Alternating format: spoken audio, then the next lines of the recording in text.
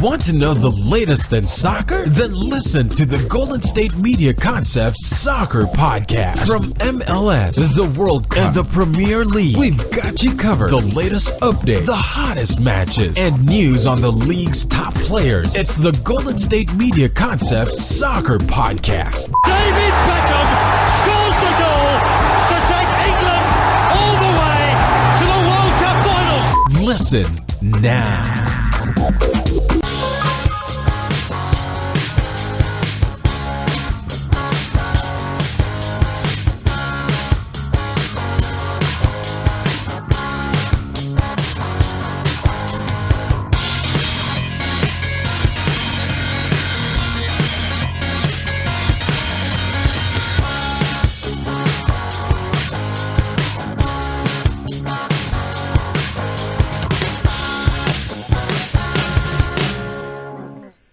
Welcome to the GSMC Soccer Podcast.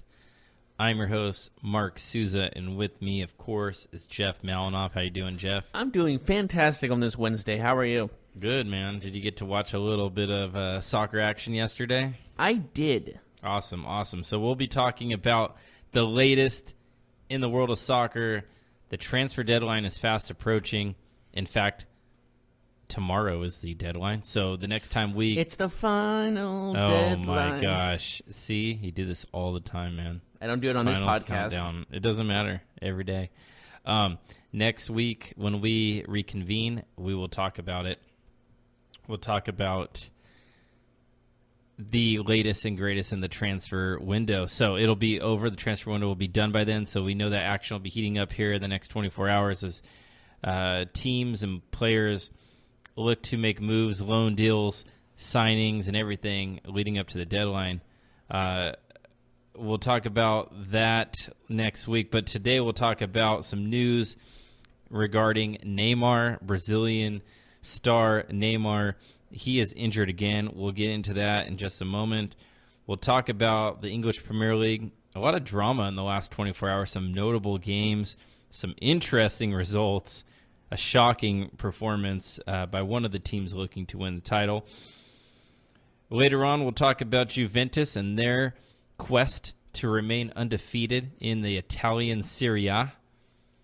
We'll also talk about Higuain will be making his first start for Chelsea today. I'm assuming he's starting because he is eligible to play today. Those lineups will be posted probably by the time we get to him. So we'll check in on that, but I am assuming he will be inserted directly in the starting lineup. Also, Alvaro Morata, the player that Higuain is replacing, is on the move. We'll tell you where he's going. And later on, we will discuss possible injury concern for Manchester United and a Major League Soccer star who's set to join the English Premier League at the end of this transfer window. So, Jeff, we'll get into it. Mm-hmm. Neymar, he has injured his foot again. Same injury as last year about this time. It's a fifth metatarsal injury. It looks like he probably will not have surgery, but the injury will keep him out approximately 10 weeks. Could be longer, could be shorter. But as we know, as we approach February, this is the wrong time of the season for an injury like this to pop up because of the ramifications. And the ramifications for PSG are as follows. Champions League, their round of 16 matchup against Manchester United, which looked so good just a couple months ago. When the draw was announced, you're talking about a Manchester United team that's been struggling. Maybe they'll fire their coach. They're having a bad season. This Manchester United team with a new coach, they have not been beaten. They're playing good. They're scoring goals. The players look happy. That sounds about right. They look motivated. They obviously are a star-studded team. Like, Manchester United doesn't have a problem getting talent. They have it. They just weren't playing well, but now they're playing great. And you have to face them without Neymar, your captain, your best player. What kind of blow is this for PSG? Well, losing your best player in any aspect is going to take a blow, but this is a crucial time for PSG, and losing Neymar is, like, I know I'm speaking in obvious terms, but when you lose your best player and the guy that's leading your team in many categories, you're going to be in trouble. And you got to have a guy on your team to step up. And this is where coaching has to come into play. You got to be willing to coach better. There's got to be better coaching. There's got to be better game planning. So you can't lean on Neymar for help in this situation. You got to have better coaching, better schemes, better ways to attack and defend. There's tons of stuff you have to do. Right. However, we are talking about a club that, although that has a lot of talent, although PSG opens the pocketbooks, so to speak, we're talking about a team that just hasn't been able to get over the hump. Now, since they have been throwing money left and right over the course of the last 4, 5, 6 years, they just still haven't been able to get over their Champions League demons. They haven't been able to progress. And now you're, like I mentioned previously, what looked like such a good situation, playing Manchester United, a struggling Manchester United, healthy team though, is now looking bad. Do you think they'll be able to get past Manchester United? Because Manchester United is not the strongest team left in this tournament. There's no guarantee they get past Manchester United. They get past have the next momentum. round. I think that's also important. But do they have the momentum? I think. Well, I mean, because Manchester United has not lost a game since Solskjaer took over. They have won 7. They've drawn 1. Actually, they've won 8 because they won their FA Cup game. They've drawn 1. They almost lost yesterday. They escaped a loss. But actually, the game yesterday kind of showed maybe their heart and desire to come back from a game they could have easily lost. We'll talk so you're about saying that this game. last game affects what's going to happen in this game? No. I'm just saying overall they haven't lost a game with their new manager. Like That's they're momentum. undefeated. You know, yeah. PSG, yeah, they play in the French league. Yeah, they don't lose. PSG is like slowing down, and Manchester United is stepping up. PSG just honestly shockingly lost their last game. They got upset by a team way below their standards. Was Neymar playing, or was this during the injury? He was not playing. That is a big concern. I think United is going to beat them by at least 2 goals. Well, they do play a home and away. The first leg will be on the 12th of February, so we are about 2 weeks away. We're about 2 weeks away from when they kick off. Well, we know Neymar's out for 10 weeks, I believe was the what I read. He was out for at least 10 weeks. He doesn't need surgery, but he's out for 10 weeks. So, obviously, they're playing without Neymar, and I think United's taken this. I don't see how PSG can... with the momentum that United has, even with this tie they had recently, they are still, like you said, undefeated with their new head coach. Their players seem to be having more joy. They're playing better. They're playing more attacking, more aggressive. They're happier. You could tell. It's on their faces. It's in their play. They're not just the results, but the way that they're getting results, right? Like they're actually... They're getting the job done. They're getting the job done, but they're enjoying themselves. They're beating teams like Arsenal. They're having fun. Yeah, they beat Tottenham. They beat Arsenal. And that's where I want to put in more perspective. The Premier League versus the French League, their Premier League is way more different. And United is handling themselves against the best clubs in the world. Yes, United is now much better off than they were when the Champions League draw came out. Manchester United was in a tough spot. In fact, it was like, man, this team is struggling, and they got PSG. Like, that's such a terrible draw for them. Why couldn't they get an easier opponent? You want to hear some crazy stuff? Yeah. About the French League? PSG is winning the French League by 13 points. Okay? They're undefeated in the French League, okay? Yeah. Are you still following me? Yeah. So second place is 13 points. They have a 13-point advantage. They have 2 games in hand. So they have a possible 19-point advantage because they don't lose. So if they win those 2 games that they need to make up, they would have a 19-point advantage over the second-place team after 22 games played, which is an incredible amount of point difference. Yeah, they've scored 66 goals and have given up 11. Wow. It's a 55 differential. If you do the math, they're pretty much scoring 3 a game, and they're giving up a third a game. About half, actually. Half a goal. So, I don't know. I guess let's we should focus this on Neymar. Yes, because Neymar is the crucial key factor in this. Neymar has been getting hurt a lot. Is he just an injury-prone player? Can he be relied upon? He's been talked about in the same breath as Ronaldo, Messi, and he's just so far below them, like in terms of production. Like, yes, he's a great player. He is a phenomenal athlete. He does amazing things with the ball. The kids love him. But I feel like this is just another thing, like he's always like leaving a little bit to be desired. And I know that injuries aren't necessarily someone's fault, but he seems to get hurt a lot. Yeah. Does that put a factor in like his legacy? I mean, unfortunately it does, because that means he's not playing in a lot of important games, right? So is he got hurt in the World Cup. He got hurt in the last World Cup. With a back injury where he got knocked out of that World Cup in 2014. Mm-hmm. He just seems to be missing in big moments, Not necessarily his fault. Like, injuries happen. You can't say an injury is different than him having a bad game on the biggest stage. But if you're not available, what's that quote? The best ability is availability. You ever heard that term before? Yeah, I have, actually. Yeah, the best ability is, it's kind of true, right? Like, if you're injured all the time, for better or for worse, it means you just can't help your team win. Yeah. But for a player like this, is Neymar worth his contract? Is he worth the fee? Because you know that they have to pay like $200 million to get this guy. Like, is he worth it if the club can't rely on him to be in big games, right? Like, the thing is, he is 26 years old. He's still relatively young. That's true. All things considered. But with these injuries happening at a young point of his career, that is an issue to think about. But maybe you got to think about he still has a lot more years left in him. He does.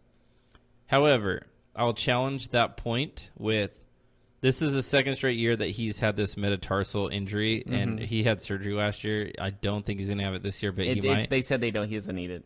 But, well, he has the same fracture. It's the same fracture, so... Is this concerning? A foot injury, that's important for a soccer player. Like, if you keep injuring your foot because of stress... Is it his plant foot when he kicks, or is it his shooting foot? I believe it's his right foot, his dominant foot. It is his right foot. Okay, because I feel like the plant foot is a little more important than the actual dominant foot.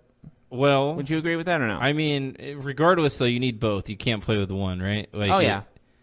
But the thing is that, is this concerning to you? Let me tell you this fact. It's the same fifth metatarsal in his right foot, but it's a different location. Mm-hmm. Is that more or less concerning to you? I feel like it's more concerning because now it's spreading almost. You know what I mean? It's almost like a chronic thing, right? Yeah. That is seriously concerning.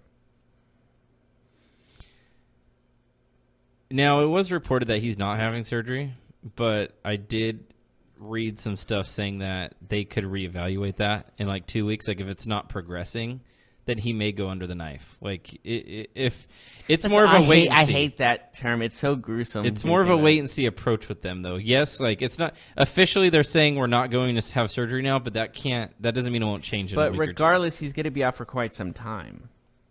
Like, he's going to be out, like, when is he going to be 100%? Will he ever be 100%? Mm-hmm. I think that's a very important question. They paid $222 million for Neymar. And he was worth it at the time, I'm going to agree. I'm going to have to say. And he's probably going to get sold for more than that next time when he does eventually move on. Do you think he's going to move on sooner rather than later due to this injury, though? We've heard reports and rumors that... Can you even see this summer him being sold? Well, we've heard reports and seen reports that Real Madrid will buy him. Like, if... him to Real Madrid has been a thing since he left Barcelona. Like, that's been a conversation. Yeah. And they're probably going to add Hazard to that as well this summer. Yes, Madrid. So Madrid's going to be a dominant team. Possibly. Possible yeah, I should say possible. But they're going to have a lot of talent. They always do. But problem this for Madrid is that we don't know who their coach will be, and they lost Ronaldo, and that was they're still trying to figure that out. So that's why they're trying. I think that's why they're going to spend a lot with Neymar and Hazard because they need someone to. They need more than one guy to replace. It's possible Ronaldo. though that they could get both those guys and still not be as good as the teams that they had previously. Oh, absolutely. And that's the type of impact Ronaldo had, though. So, one theory is that Neymar's not having the surgery yet because his recovery time would be longer if he had it, and it would almost certainly end his season. Like, he wouldn't be around for the end of the season where he could be by not having surgery, and also it could threaten his participation in this summer's Copa America, which needs to be talked about because the Copa America is a big tournament for South America. The South American teams, it's very important for them. So there is hesitation to have surgery because it could, I guess, bleed into that tournament, and they don't want that to happen. So, yeah. But this is a whole can of worms, basically. Mm-hmm. Is that still a saying? Do people still say that, can of worms? Yeah, I think so. Anyways, I think we should take a break. Okay. But and then when we come back, we'll talk about English Premier League, the drama, the latest. Yes, we will invest in the Premier League. But speaking of investing, when investing and planning for your retirement, it's always best to get advice from the expert.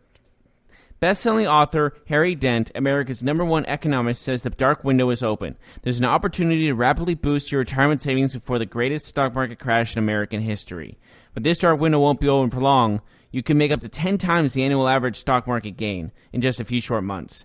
Find out more by going to www.harrydentforecast.com. There is a very short time to take advantage of this dark window. So once again, go to www.harrydentforecast.com to learn more.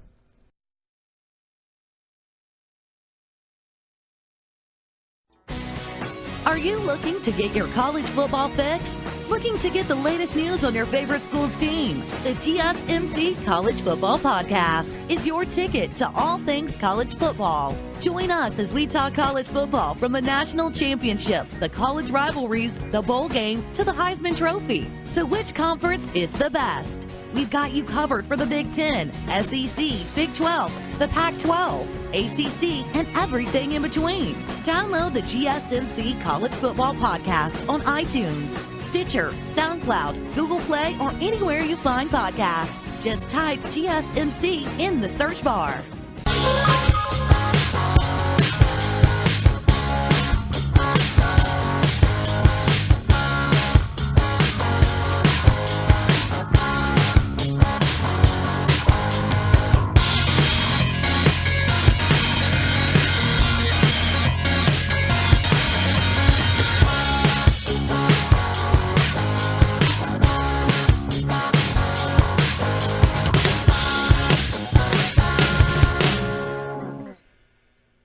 And welcome back to the GSMC Soccer Podcast. So, with the FA Cup action this last weekend in England, it moved this week's games to midweek. So yesterday and today, there's some matchups coming up here in an hour or so. But yesterday we saw some interesting results in the English Premier League, to say the least. First and foremost, I think we have to talk about the one team in question here, the team that carries the most drama at this moment in time. That's Manchester City. Liverpool did not play yesterday. Liverpool plays today. And they have this is a big game for them. I know they're facing an easier team, but yes, this is a big game for them. But Manchester City, shocking loss yesterday. They not only lose, but they lose to Newcastle United. Newcastle United, one of the teams at the bottom of the table, gets a historic win for them at home in front of their fans, 2-1. What were your first thoughts about that result? Well, did you have to check again to make sure you saw that right when you saw it? At first, but I was like, wow, this team's I know Manchester City was scoring after 24 seconds in the game. I was like, oh, so they got this. Next thing you know, they give up 2 unanswered goals. What? How does that happen? This seemed so unlike Manchester City. They looked almost like they didn't look as good as Manchester United. They look like the second stepchild to Manchester United again. It was going back in time. So this is I would say this is a concern, because losing to Manchester United this late in the season, losing to who? To Newcastle. Okay. Late in the season puts a big damper on what the rest of the season holds. Yeah, because if Liverpool wins, if Liverpool there'll beats be 7 Leicester, points ahead. Yes, if Liverpool beats Leicester today, they'll be 7 points clear, and that would be a large gap at this moment in time. Now, Manchester City scored within the first 30 seconds of the game yesterday. Do you know that? 24 seconds. Yeah, that's what I was saying. In the first 30 seconds of the game, yeah, and they lost, which is incredible. Were you listening to me? Besides, I just said that. I'm just saying it's incredible. I know. It's remarkable. As I saw that, I was like, they got this. There shouldn't be any reason they shouldn't win. But then they lost. 2 unanswered goals. Like, I understand if it was like a draw, that's one thing. Like, okay, they just get left off. But they left 2 unanswered goals. Yeah, and the second one, a penalty by Matt Ritchie. You know what? Newcastle, it can't be stressed enough. Rafa Benitez, their coach, he's just one of the best managers. He's one of the best tactical managers in the world, and he's coached big clubs. He's coached Liverpool. He's coached Real Madrid. He's coached big clubs, and the fact is that in the English Premier League, you have some good coaches on some middle clubs. Like, it's not just the best teams have the best coaches, and for a guy like Benitez, who's had very limited funds at his disposal, it's actually pretty impressive that Newcastle is still in the first division. This is a team, if you look at their roster, over the last couple of years, they could have easily been sent down. Just based on the roster alone. You just look at the squad and you say, they have a bottom 3 roster. Like, that team, that depth chart, cannot even compare with the middle table teams. Like a Leicester City, a West Ham United, a Everton. And for them to stay up, it's just a credit to Rafa Benitez. Now, again, going back to Manchester City, it's a huge blow. It's a huge blow to their title chances. It doesn't mean they're completely out. But, man, I'll tell you what. Liverpool has some injuries right now. They're going through a tough stretch. But if they can get through this 5, 6, 7 points better than Manchester City while these players get back to health, that will be incredible for them. Of course, both these teams are still participating in the Champions League, which is important coming up. So we'll see their focuses shift back and forth regarding what competition they're focused on, I guess, at that moment in time. But Liverpool and Leicester kick off today. Leicester coming off a loss, an emotional loss last week. Advantage Liverpool, man. If they can get this win, they'll be 7 points ahead, and they've only lost once too. So that almost like dooms them, huh? If they beat Leicester today, that would be very important, big time. Okay, so let's move on. Manchester United. We talked about Manchester United earlier in the last segment, how their upcoming tie against PSG is even more interesting now that Neymar won't be involved. But Manchester plays Burnley yesterday, and Burnley, despite Manchester United having enormous amount of chances, they could not find the back of the net. Burnley actually scores twice in this game, and in the 81st minute, they're up 2-0 at Old Trafford. Manchester United fans obviously upset, thinking we're going to lose, but they claw and fight their way back. They get a 2-2 draw, extending Ole Gunnar Solskjaer's unbeaten streak. What did you think of that result, Jeff? Well, that, like you said, it's kind of heartbreaking. You know, it's not demoralizing, but just a disappointment. And I think it just matters how they bounce back. It's how they play in the next match. You know, they can't let this affect them. I know it sucks right now, but it can't let this affect them. That's the most crucial thing, because if it gets in their heads, they might be losing more than one game. You know? Mm-hmm. Yeah. Manchester United, I mean, they continue their unbeaten streak. And, yeah, you're not going to win every single time, but they're still riding this wave. And for them to get 2 goals in the last 5 minutes of the game. That's where I think the demoralizing part comes in. But the fact is, you're right. They're still undefeated. They're still one of the It's actually crushing for Burnley because they're close to relegation zone. They could have had a they full needed 3 a win. points. Yeah. But I think the fact of the matter is United is so talented right now and they're playing so well that they can bounce back very easily, like I said. But I think it all comes down right now to how the coach responds to his teammates or to his players and says, how are you going to bounce back and win this next game or not lose this next game? This is all going to be a coaching. This is all going to be about the coach right now. Ole Gunnar Solskjaer for Manchester United took a little heat yesterday because of he played Marcus Rashford out wide instead of in the middle where he had been dominating, where he'd been just playing incredibly well. He moves him out to the side, puts Lukaku in the middle. Not nearly the same attack. Something seemed to be off, but they get the point. Arsenal, though. Arsenal won an ugly game yesterday against Cardiff City. Cardiff City actually outshot Arsenal, which was very interesting. Arsenal at home against a much weaker opponent. They struggled, but ultimately they got the win, 2-1. It was a sad day, emotional day, as both teams were honoring Emiliano Sala. They still haven't found him. They called off the search, if I remember correctly. They called off the search. There's also reports that they have found some debris that could be the plane that he was traveling in. That's a theory right now. We'll be updating that maybe next week on our next podcast when hopefully there's more information that comes up. But it was an emotional day as the teams did remember him, honor him. They also, what they did was they put him on the program as one of the players on the team. I thought that was cool. In the program. So, that's cool. Yeah, that was pretty cool.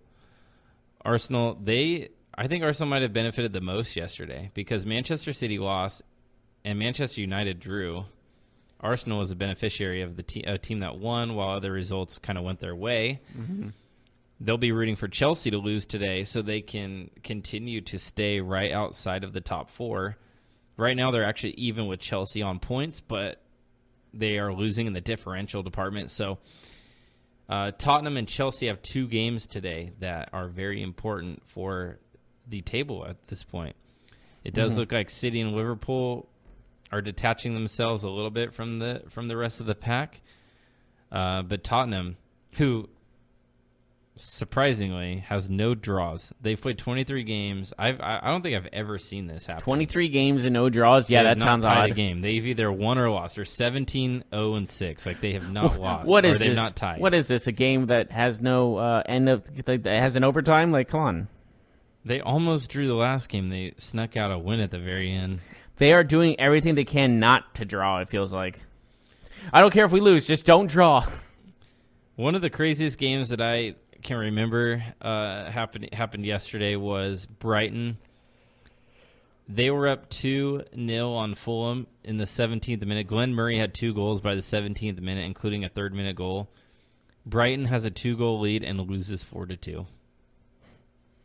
It sounds like it's almost like if a team was up 3-1 in some sort of series and lost. I see your NBA reference there. Yeah, but yeah, it's something that shouldn't happen.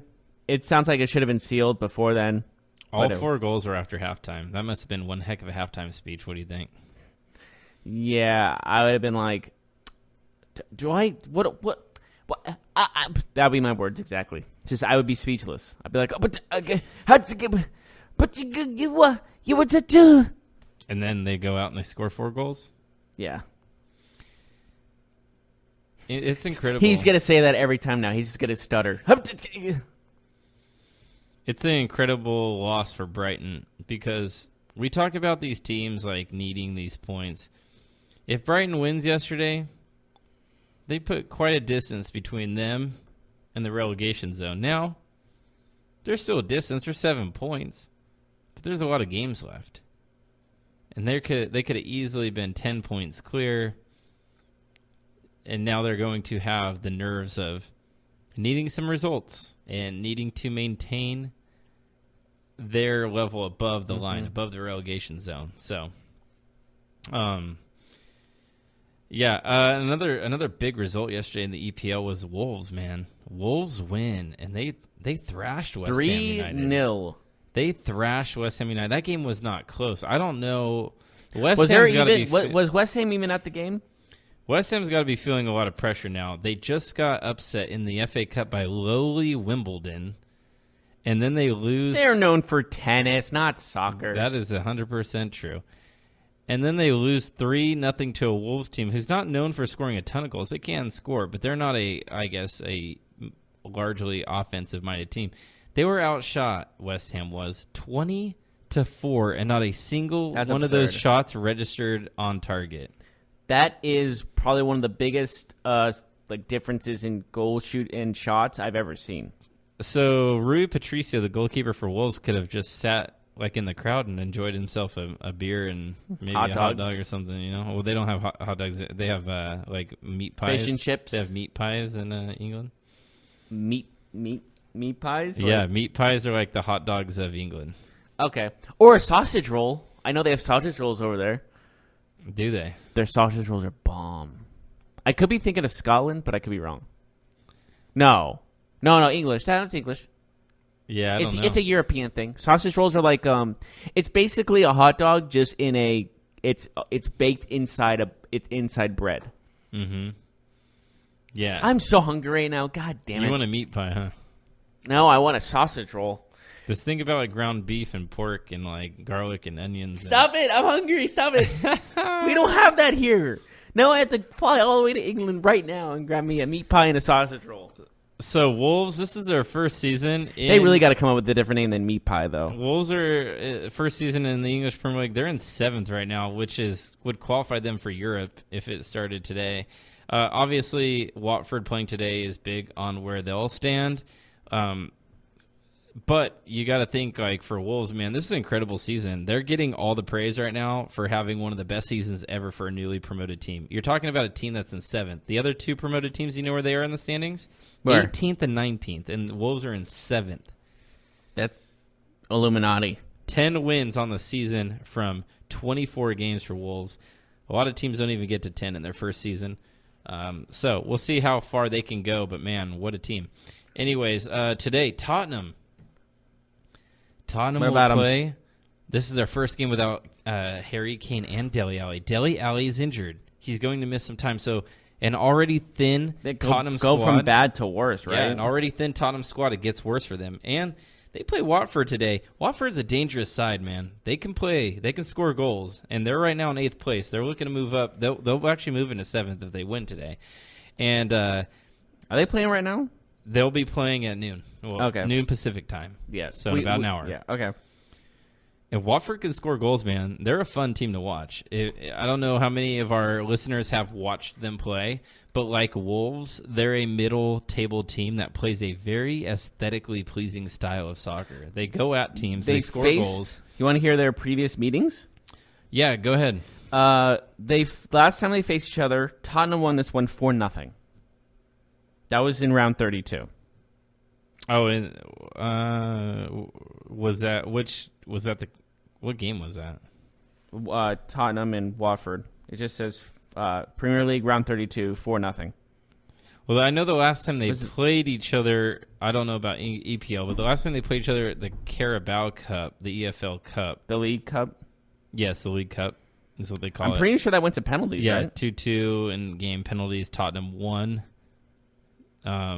But yeah, no, these teams, man, I think this is going to be a sneaky good game. Would you say a League Cup match and a Premier League match are different aspects or different type of scenarios? Yeah, most of the time when you're playing in those cup matches, the higher ranked teams are not playing their best players. They're giving other players, like bench players, some run. Like they're saving their energy. Now, they might mix up the lineups a little bit, but you don't usually see the best lineup from a team. They'll usually let the backup keeper play. Maybe like instead of the top 4 defenders, maybe one of the top 4 defenders plus a couple of the bench players play. You know, they mix up the squads because their focus is more on the league itself and also Champions League, like Tottenham. Tottenham's got Champions League and the English Premier League. That their finish in the English Premier League determines if they play in the Champions League next year. the cup games are going to fall behind in the They lie where they may. It's not as for the smaller for Watford, a cup game means more to them because they're not playing the Champions League. Yeah, and in the Champions League, the first prize is way more money than any league cup. Yes, the Champions League is first and foremost. Yeah, so it'll be an interesting few weeks for Tottenham, though, as we know this thin team they're going to be playing lost two of their best players, and we know they're playing the first leg without Kane in the Champions League. Yes, in the Champions League first, probably the first round, the next round entirely. Isn't it a possible he can play in the second leg though? They didn't rule that out completely yet. They didn't rule it out completely. I don't know if there's been an update. Do you think it depends on how that game first leg goes though, where they will rush him or sit him? Possibly. I think yeah, I mean, I'm sure it'll make some sort of difference. I don't think it will. Yeah, for sure. I mean, obviously. Or do you think it's his decision for first and foremost? Obviously, if it's tied after the first leg, maybe it's like, okay. Maybe play in the second half. Mm-hmm. We'll see.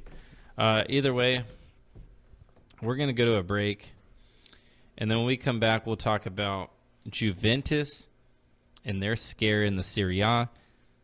We'll talk about Chelsea and their matchup today as well with a new addition. And then also we will talk about some news in Manchester and in Newcastle. Not the only thing in Newcastle going on is not just the big win yesterday. They might have a new big addition to their team. We'll talk about that when we return. But before that, I want to talk to you about investing and planning for your retirement. It's always best to get the best advice from the experts. Best-selling author Harry Dent, America's #1 economist, says the dark window is open.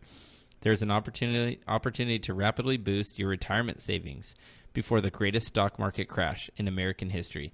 But this dark window won't be open for long. You can make 10 times the annual average stock market gain in just a few short months. According to the research of renowned Harvard economist Harry Dent, though, this window could slam shut later this year, and nobody on Wall Street is expecting it. This dark window is something bigger by far than anything he's predicted up to this point, and you can make 10 times the annual average stock market gain. Find out more by going to www.harrydentforecast.com. There's a very short time to take advantage of this dark window. So again, go to www.harrydentforecast.com to learn more.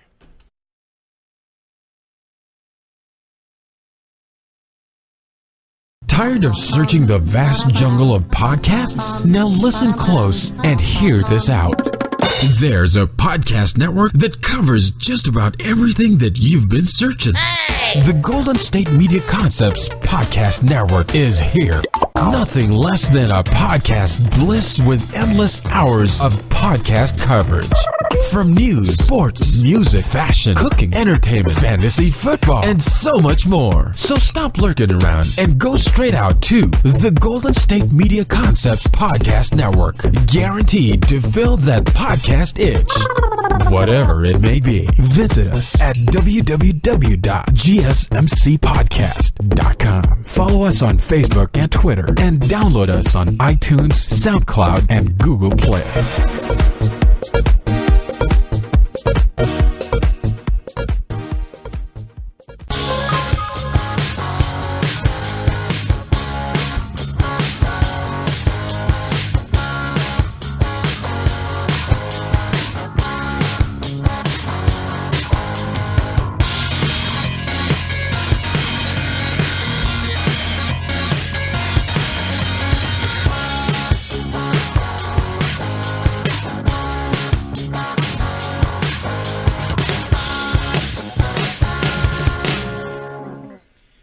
And welcome back to the GSMC Soccer Podcast. Again, we just went over the latest action in the English Premier League. We talked about Neymar in the first segment of the show. And now we're going to talk about Juventus. Juventus played Lazio the other day on Sunday. Lazio played very well against Juventus. I thought they dominated that game for the first 60 to 65 minutes. Juventus, I hadn't seen them look that poor. They looked like second best all night compared to Lazio. Lazio very motivated, playing at home. They go up 1-0 on Juventus, you're thinking, oh man, this might be the game that Juventus finally loses. This could be the game where the undefeated streak is ended. The 70th minute, they introduce João Cancelo into the game. His first game back from injury, he scores 2 minutes later. A guy who hadn't scored in over a year for the club scores in the second minute back. And from that game on, or from that moment on, it just seemed like the entire game had changed. Yeah. And of course, Ronaldo steps up and takes a penalty kick, makes it at the end of the game, and Juventus wins again. What were your thoughts about that 2-1 win? Well, it was a statement win.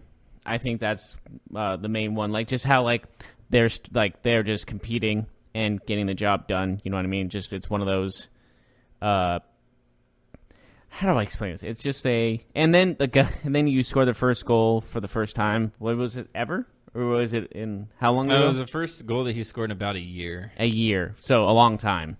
And I think it's very fitting how that happens. And it might be a good sign of things go. Maybe he scores more goals in later matches, or this is just one of those things that just like, oh, this game we had it.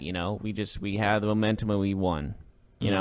But, it all depends on how they respond next match. I know that's so generic of me, but I think it's just something you need to think about when you think about these type of matches. Yeah, and Juventus, will see how they fare in the next round of Champions League. Which I think they'll be fine because Ronaldo is playing at his best arguably right now. Would you say so? Yeah, kind of. I think he might. They'll better. probably monitor him here in the next few weeks. I think he might get some rest, to leading up to that. Champions League. That's what I'm. They do play Atletico Madrid. That's going to be a very good matchup in the second round. That's a dangerous side. So, do you think? All right, how many minutes do you think he'll play against Atletico? Oh, I'm sure he'll play the full game. Minute, but I think that they'll monitor. I think that the other upcoming league matches, yeah. So, well, did they really need to worry about the league matches compared to the others? I mean, it is cool what they're doing, trying to win. It's kind of like the opposite of the Premier League, almost. When you think of it, because they're so comfortable in their position, but overall, you look at they're probably going to save him a lot for Champions League. Absolutely, they brought him in for to win League. Champions League. They have won the league 7 times in a row. Their domestic league 7 times. They don't need him for the domestic league. So as I speculated earlier, I'm looking at the lineup for Chelsea as they are approaching kickoff against Bournemouth. Gonzalo Higuain is in the starting 11. He will play center forward. He'll be flanked by Eden Hazard and Pedro on the other wing. So Higuain will get his first start as a Chelsea player. What are you expecting from him? We're going to be watching. This. He's our boy at the moment, so it's going to be very exciting. And there'll be pressure on him to get... tons of pressure. There'll be pressure on him to score goals because him coming over from the Italian league to replace Alvaro Morata... That will be they're bringing him over because Morata was a failure at Chelsea, so they need him to produce. They can't have a second failure. Chelsea's trying desperately to be in the top 4 to make the Champions League next season after they didn't make it last year. Yeah. You don't want to go 2 years in a row without being in the Champions League. Yeah, they loaned him for the reason to help them win. I know that's so generic, but it's just one of those things in where they need goals. He's got the ability to score them.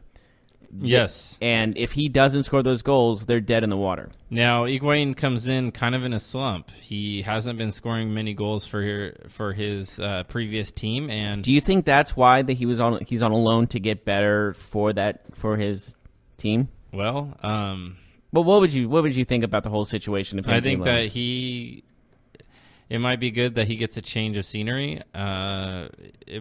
Would you say it's a tougher league he's entering? Yes. I would say so. So it should be the opposite way around almost.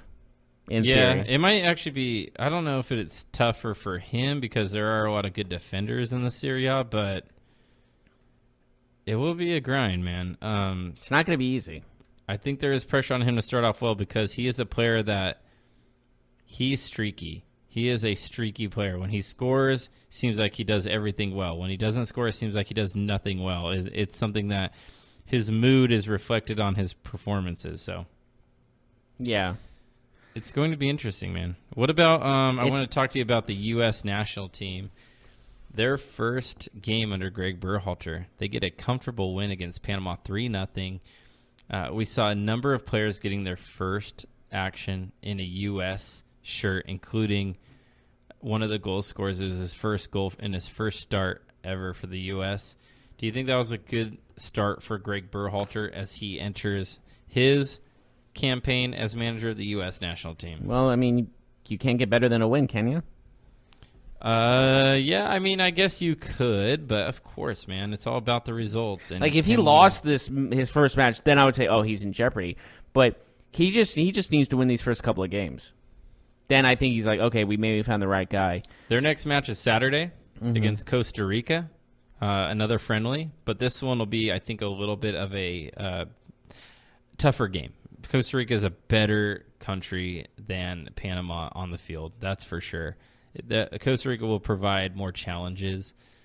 We'll see how the U.S. lines up in that game, see if they use relatively the same players. It's not, okay, yeah, I see what you're saying. It's not, I wouldn't say must win, but it's a necessary. Not at all. It's a friendly. But it's also a necessary win for the coach, you know? Mm-hmm. That's how I see it. I think it's important for him not just to get results, but I do think that there is a level of... I think that Greg Berhalter, the coach of the U.S. national team, has more pressure on him to play a certain way or a certain style than no other coach in American soccer history has had on him before. Because I think people are skeptical about him and his ability to coach at this level. And with that, I believe that people have him at a higher standard. Like, they're not going to be pleased by just beating teams like Panama. They'll be pleased with, yes, getting results against teams like Panama, but you need to win easy. You need to win with a style and a purpose and a flair. You need to win with a statement made. And I don't think that kind of, what's the word? That kind of expectation was there before with Bruce Arena, with Jurgen Klinsmann, and others. So, fair or unfair, make what you will, but I think there is a level to that with Greg Berhalter. Paul Pogba got hurt in that last Manchester United game. I wanted to go back to that real quick.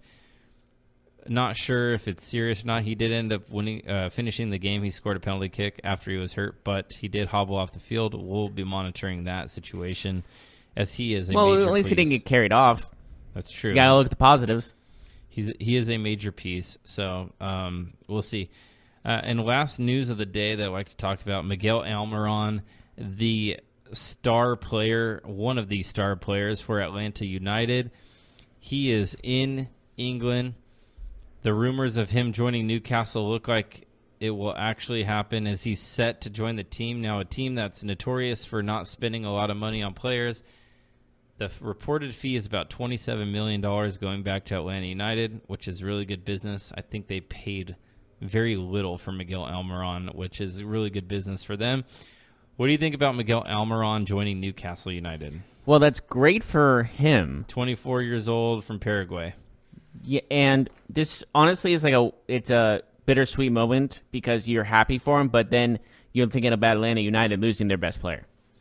Yeah, they still have some good players, some extremely good players. In fact, they still have Joseph Martinez, who led the league in goals. They have acquired a former River Plate player, an Argentinian player, Pidi Martinez, is coming over. So that's a player that will replace Almiron. So it looks like they are stockpiling and replacing him. So it's going to be hard to replace him, though. But, again, he's going to one of the top programs or top clubs in the world, so you can't really – you're just happy for him. Yeah, he gets to go play in England. I mean, he gets to go play against legendary players. So that's where the money is. And if you want to make money playing soccer, that's where you got to go. Mm-hmm. So, all right. Well, I think that's it for our show today. Please join us next week. Of course, there's a lot of action in soccer this weekend. We have more English Premier League games. Of course, Juventus, Barcelona, Real Madrid, all the top teams in action, and the U.S. men's national team. Don't forget, They will be back playing Costa Rica on Saturday. So it's not just Super Bowl weekend here. We have a lot of soccer action, and make sure to catch it. So a lot of football to be had, just American and... It's a football weekend. It's a football weekend. As always, I'm Jeff Malinoff. That's Mark Souza. We'll see you next time. You've been listening to the Golden State Media Concepts Soccer Podcast, part of the Golden State Media Concepts Podcast Network. You can find this show and others like it at www.gsmcpodcast.com. Download our podcast on iTunes, Stitcher, SoundCloud, and Google Play. Just type in GSMC to find all the shows from the Golden State Media Concepts Podcast Network, from movies to music, from sports to entertainment, and even weird news. You can also follow us on Twitter and on Facebook. Thank you, and we hope you have enjoyed today's program.